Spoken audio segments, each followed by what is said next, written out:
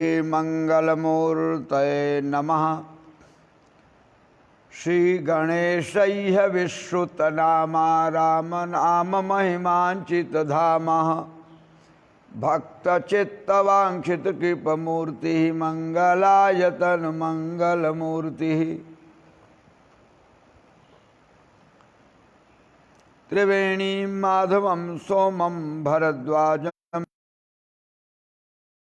वंदे अक्षयवटं शेषं प्रयागं तीर्थनायकं। बाधतोषित विश्वेशं धर्ममार्गं वंदे हरिहरानंदं करपात्रं जगद्गुरुं।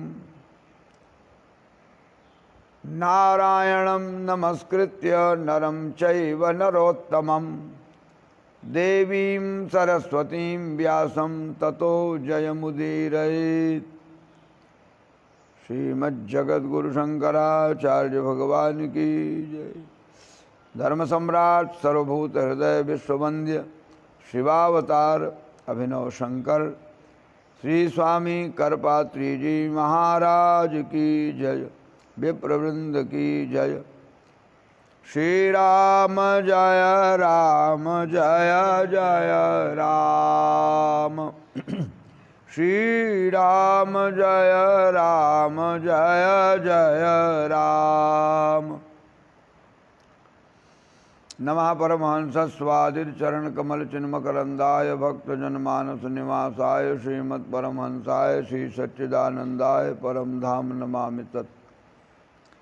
अनंत श्री समलंकृत भगवान बेणी माधव जस्रवाहिनी भगवती भागीरथी गंगा आश्रमस्थ देवमंडल संत विद्वत वृंद धर्मानुरागी दर्शक श्रोताओं,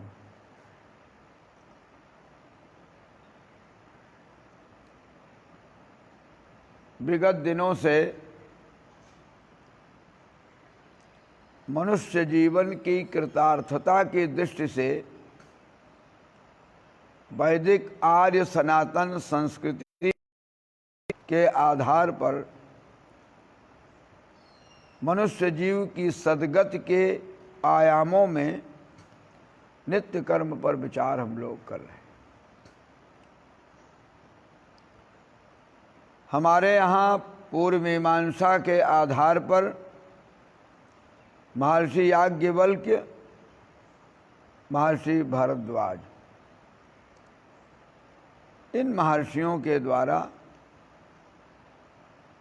कर्म कांड की विवेचना विविध रूपों में की गई है। इन्हीं पूर्व मीमांसा में अनेक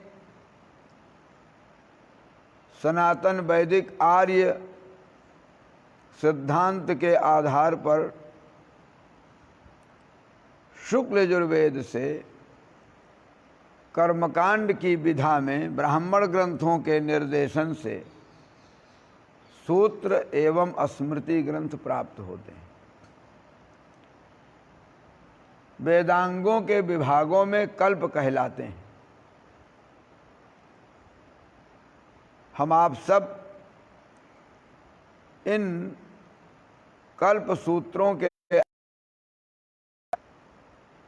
भगवत प्राप्ति के मार्ग की प्रशस्ति नित्यानुष्ठान के द्वारा जीवन में उतारने की विधा को प्राप्त कर रहे हैं।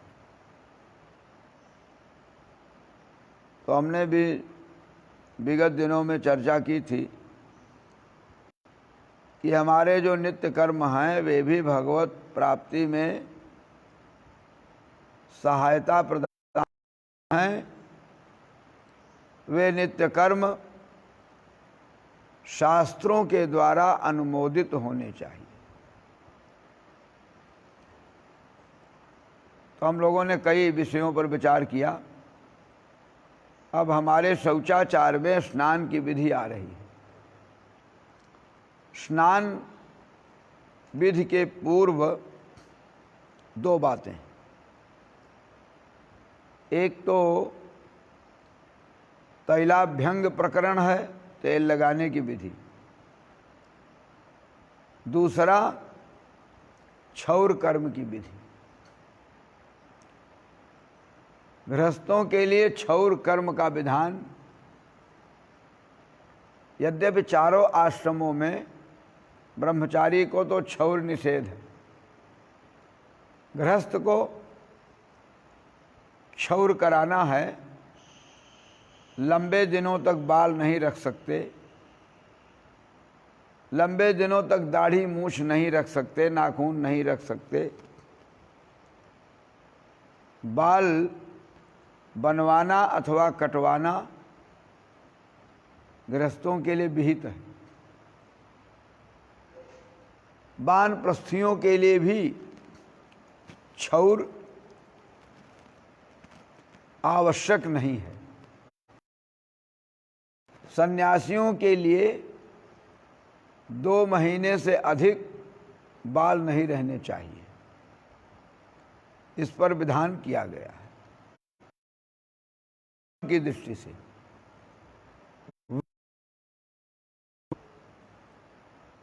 वर्ण से ही सिद्ध होता है, और ये वर्ण व्यवस्था ईश्वर प्रदत्त है।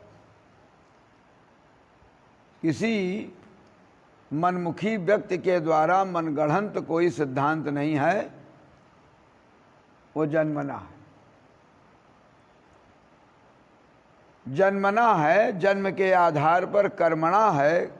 कर्म करते हुए उस योनि में, उस वर्ण में जो मनुष्य आया है, वो उस वर्णों के आधार पर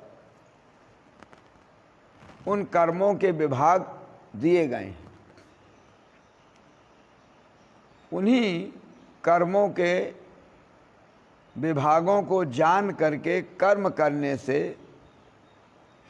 भगवत प्राप्ति सुलभ है। इस पर हम लोग गहराई से स्मृति कल्प जब प्रारंभ करेंगे उस पर विचार करेंगे और दृढ़तापूर्वक उसको समझेंगे, जीवन में उसका अनुमोदन करते हुए पालन करेंगे, और तभी हम एतद्देशीय भारतीय वर्ण व्यवस्था संपन्न हिंदू कहलाएंगे। अन्यथा अन्य उपरम बनैले वैदेशिक अनेक जातियों में विखरित मनुष्य कहलाएंगे, जिनके उद्धार का संसाधन शास्त्रों में सामान्य रीति से बताया गया। तो हम लोग विचार कर रहे हैं क्षौर कराना। स्नान के पूर्व 2 कार्यक्रम हमारे सामने हैं। तो बाल बनवाना, और बाल के लिए बड़े विचित्र सिद्धांत दिए गए हैं। बाल बनवाना है तो दाढ़ी मूंछ बनवाइए, बगल के बाल बनवाइए, तब कहीं शिरोभाग के बाल को बनवाइए। नाखून, नख, लोम, कर्तन, अन्य रोगों को भी छोटा कर सकते हैं, और नाखून को बनवाना बहुत आवश्यक। नख, लोम, कर्तनादि कार्यम, तो कहते हैं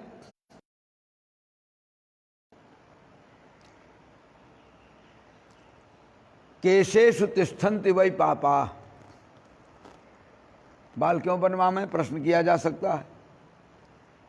तो कहते हैं केशेषु तिष्ठन्ति वै पापा। स्मृति कह रही हैं बालों में पाप रहते हैं, तस्मात् वपनम कारयेत, इसलिए वपन कराना बहुत आवश्यक है। बाल बनवा में क्या विधि है? तो कहा मुंडनम सर्वगात्राणि कुक्षो, 3 स्थानों के बाल को छोड़ करके फिर बाल बनवा लेना चाहिए।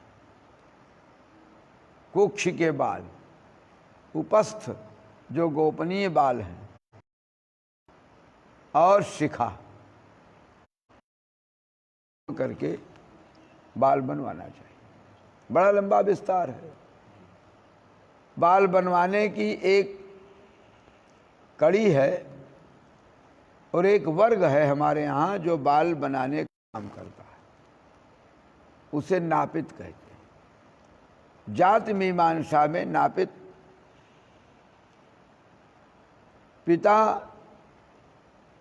पिता के सम्मान लेने से माता ने कह दिया भाई पिता का निर्णय हम नहीं कर सकती, तो महर्षियों ने उसे नापिता कह दिया। नापित उनके द्वारा क्षौर कराने की विधि। नापित के यहाँ जाकर के बाल बनवाना निषिद्ध है। नापित को अपने यहाँ बुला करके बाल बनवाना शास्त्र विहित है। छोटी छोटी बातों में शास्त्र की पकड़ है, वो पालनीय है। तो अब क्षौर कर्म के संबंध में निर्णय है, किस दिन बाल बनवावें, किस दिन न बनवावें, किस तिथि में बनावें, किस तिथि में न बनवावें। तो इस पर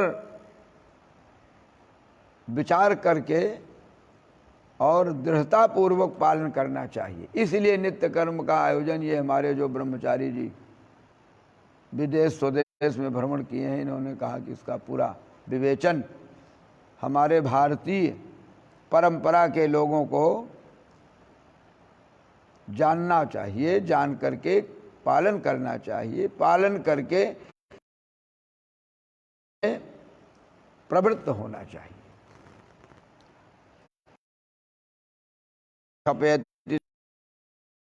तंड सूनु।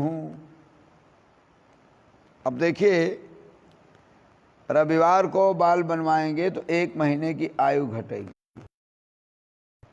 रविवार को बाल बनवाना निषेध।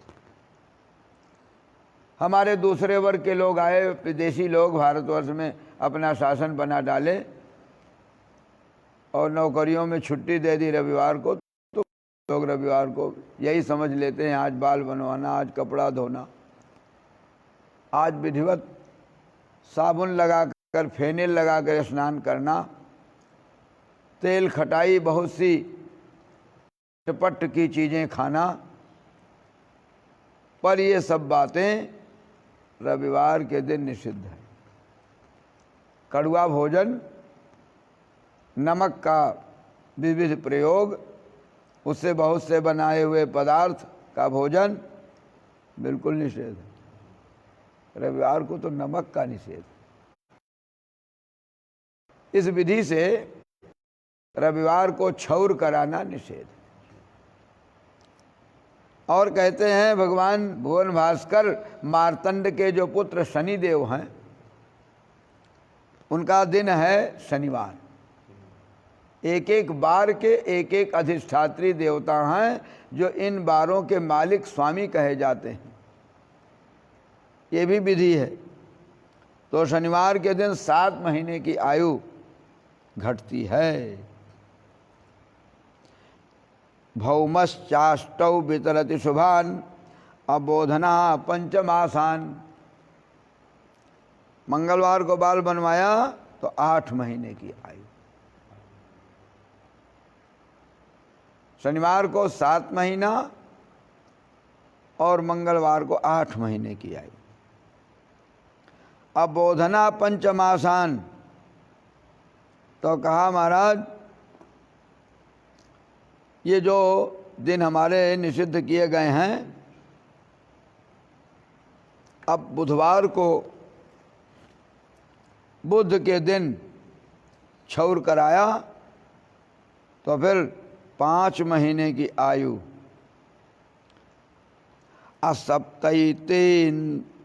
सप्तैतेन्दु दशगुसुरगुरु शुक्र एकादशी थी। और इसी प्रकार से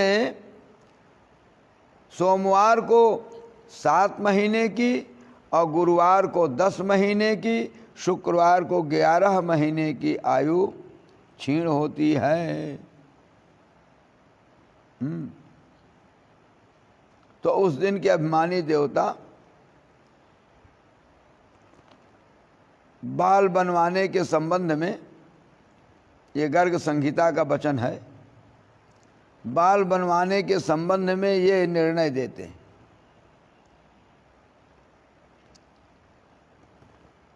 रविवार को बाल न बनवावे, शनिवार को न बनवावे, मंगलवार को न बनवावे, ये इतने दिन तक बाल बनवाना निषेध है। एक साथ हम बहुत से विषयों को कह दिए। तो रविवार को, शनिवार को और मंगलवार को, ये 3 दिन विशेष करके निषिद्ध हैं। 1 महीने की आयु घट जाती है, शनिवार को 7 महीने की और मंगलवार को 8 महीने। तो उस दिन जो अभिमानी देवता हैं उन दिनों के, वे आयु को छीण कर देते हैं। अब बुधवार को क्षौर करावे तो 5 महीने की आयु, यहाँ बढ़ने की बात।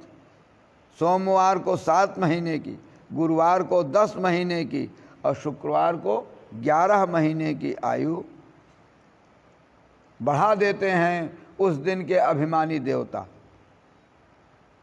तो 4 दिन हमारे, बुधवार का दिन, सोमवार का दिन, गुरुवार का दिन, शुक्रवार का दिन, ये 4 दिन बाल बनवाने की दृष्टि से शुभ माने गए। फिर से जान लें, बुधवार को बाल बनवाया तो 5 महीने की आयु, सोमवार को बनवाया तो 7 महीने की आयु, गुरुवार को बनवाया तो 10 महीने की आयु, शुक्रवार को बनवाया तो 11 महीने की आयु बढ़ा देते हैं उन दिन मातृ देवता। अब जो निस्तार वाक्य हैं समाहार करने वाले, वो कहते हैं भाई ये पुत्र की इच्छा वाले हैं, एक ही पुत्र केवल है, तो उनको नहीं बनवा, सोमवार बचा दें। गुरुवार के दिन जिन्हें लक्ष्मी चाहिए, विद्या चाहिए, उनको भी क्षौर नहीं कराना चाहिए।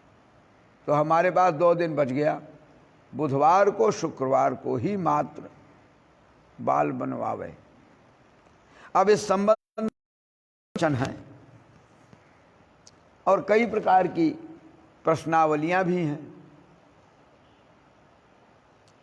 अशौच हो गया, मरणा शौच, तो उस दिन शुद्धि की दृष्टि से 10 गात्र को कोई भी दिन हो बाल बनवाना चाहिए। जनना शौच है, मूल शांति है,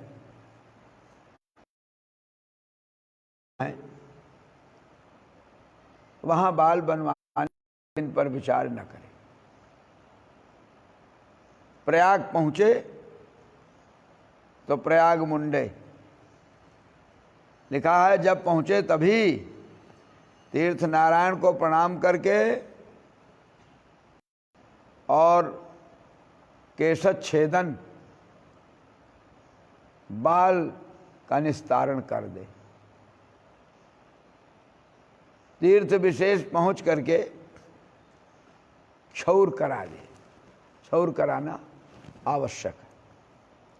अभी कालों में पाप रहते हैं, पापों के नाश के लिए क्षौर आवश्यक है, तो क्षौर करा लेना चाहिए। अब क्षौर करा करके, क्षौर हो गया तो उसमें भी क्षौर कराने पर भी एक सामान्य अशौच लगता है। उस सामान्य अशौच की निवृत्ति उस दिन विशेष कार्यक्रम न करे। दंडी सन्यासी हैं, महात्मा हैं, उनका स्पर्श न करें।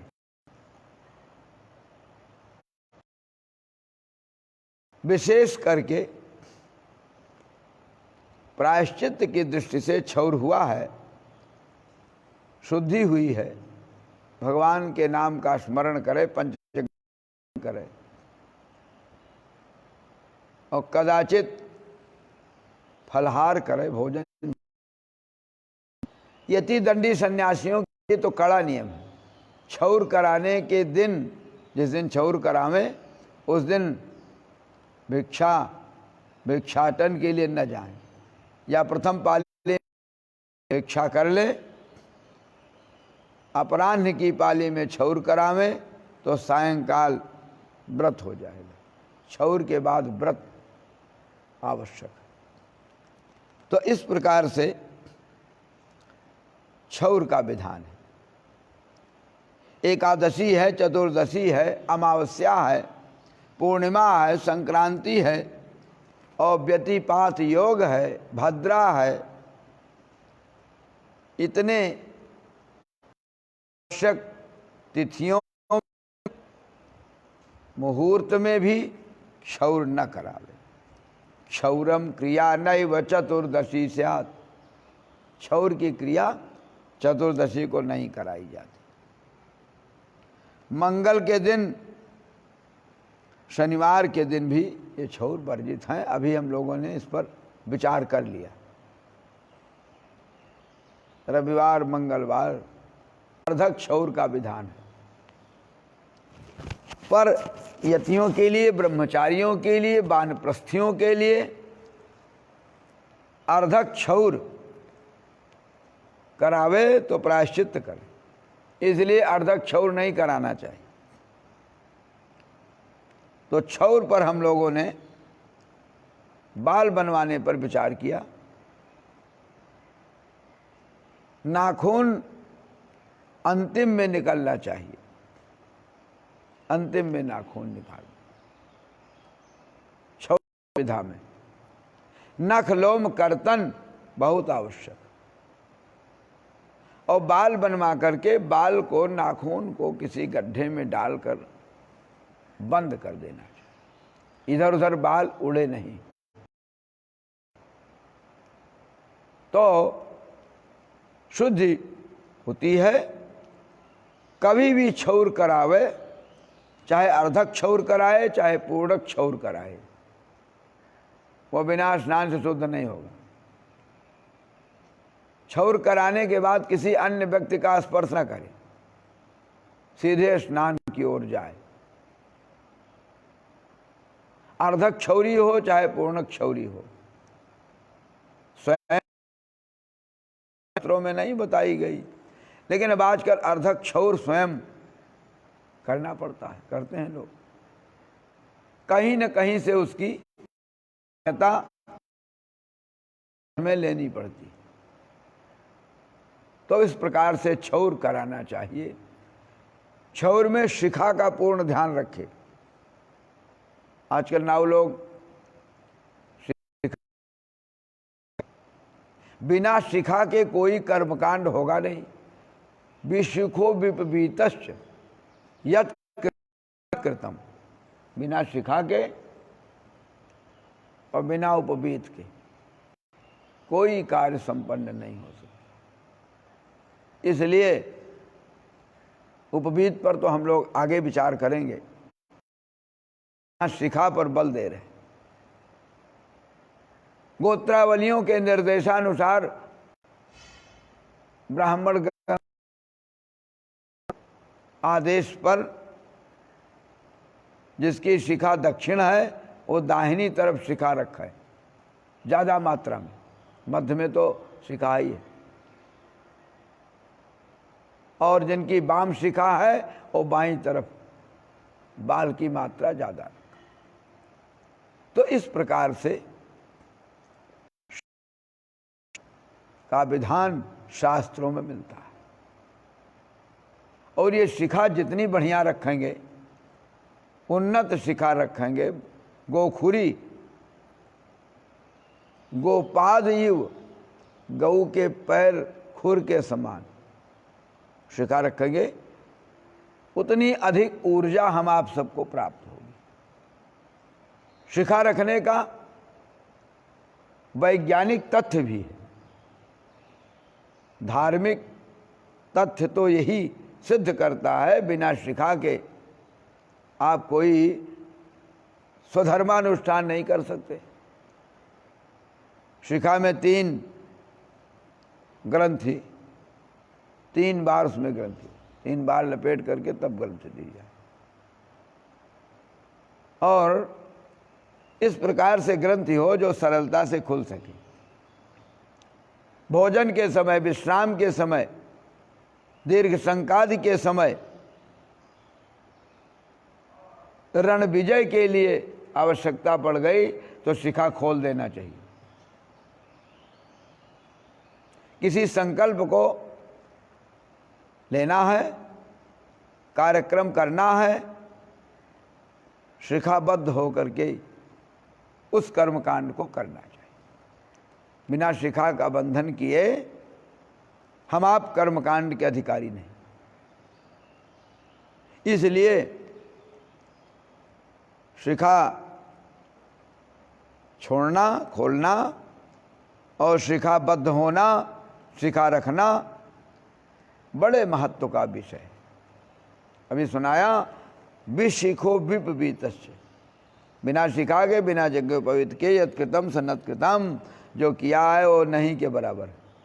इसलिए शिखा का बड़ा महत्व है। शिखा रखने से वेदों के 7 स्वर प्रकट होते हैं। वेदानुप्राणित शिखा, शिखा उन्नत मार्ग की ओर ले जाती है, इसीलिए इसको चोटी भी कहते हैं। चोटियां बहुत ऊंचाई पर होती हैं। व्यक्ति को उत्कर्ष देने में शिखा सहायक है।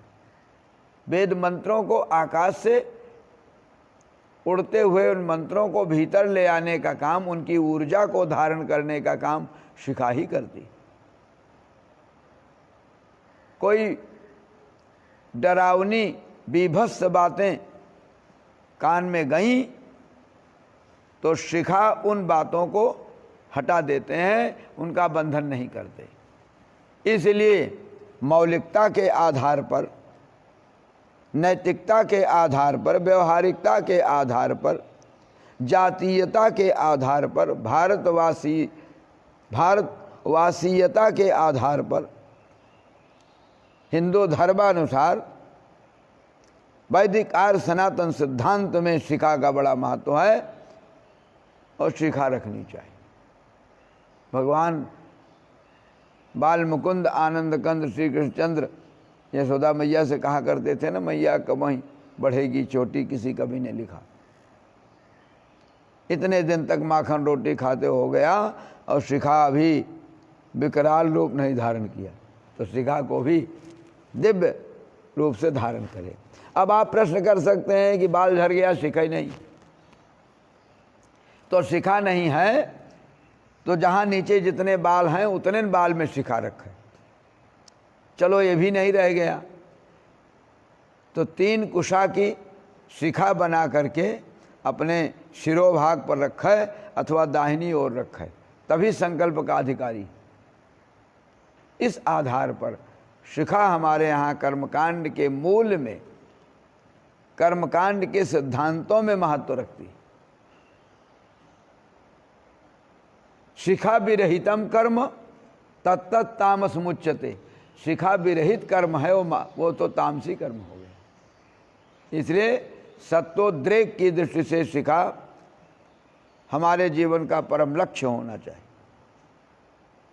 शिखा धारण करनी चाहिए। अभी बताया ना, शिखा बधी होनी चाहिए, बंधनानुगमित शिखा होनी चाहिए। 3 बार 5 बार, और फिर बहुत बड़ी शिखा है तो फिर 11 बार 12 बार शिखा लपेट करके बढ़िया सुरक्षित रखना चाहिए। हमारे भारतीय वैदिक आर्य सिद्धांत का पोषण शिखा से होता है।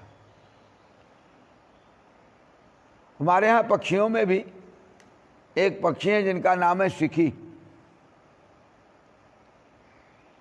वो उनके ऊपर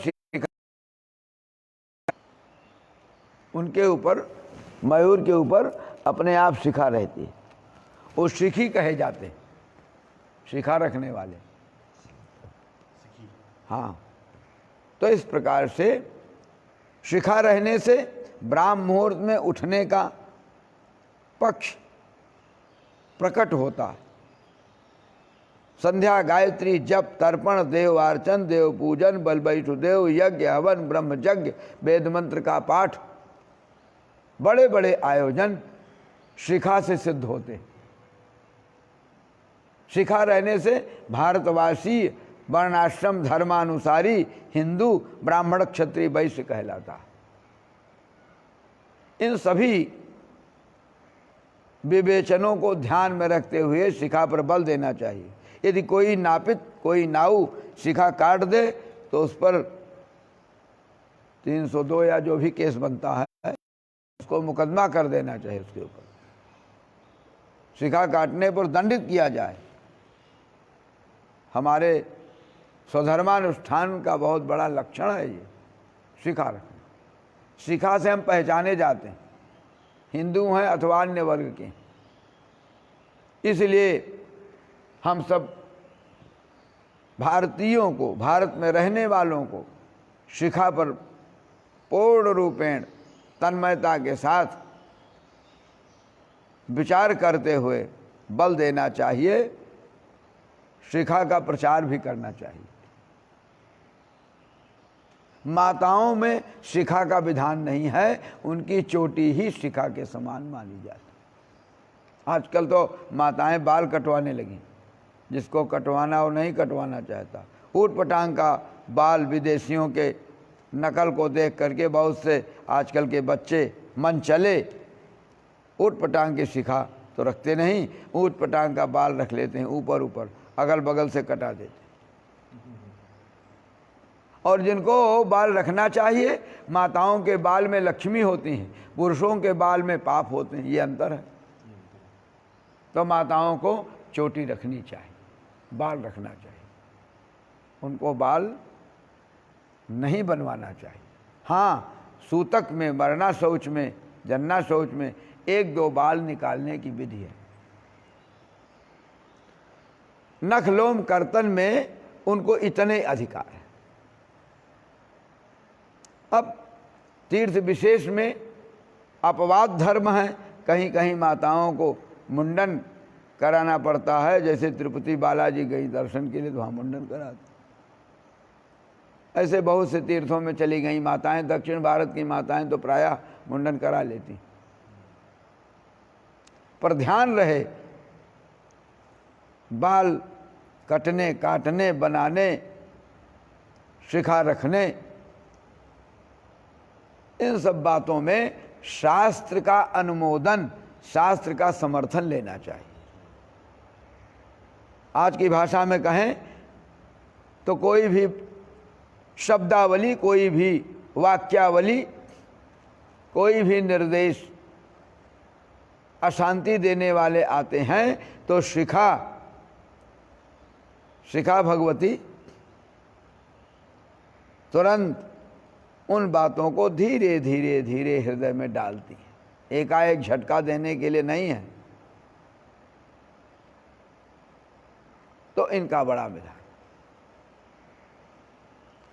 आयुर्बलम में 100 वर्चा, आयुर्बल है, यश है, बल है।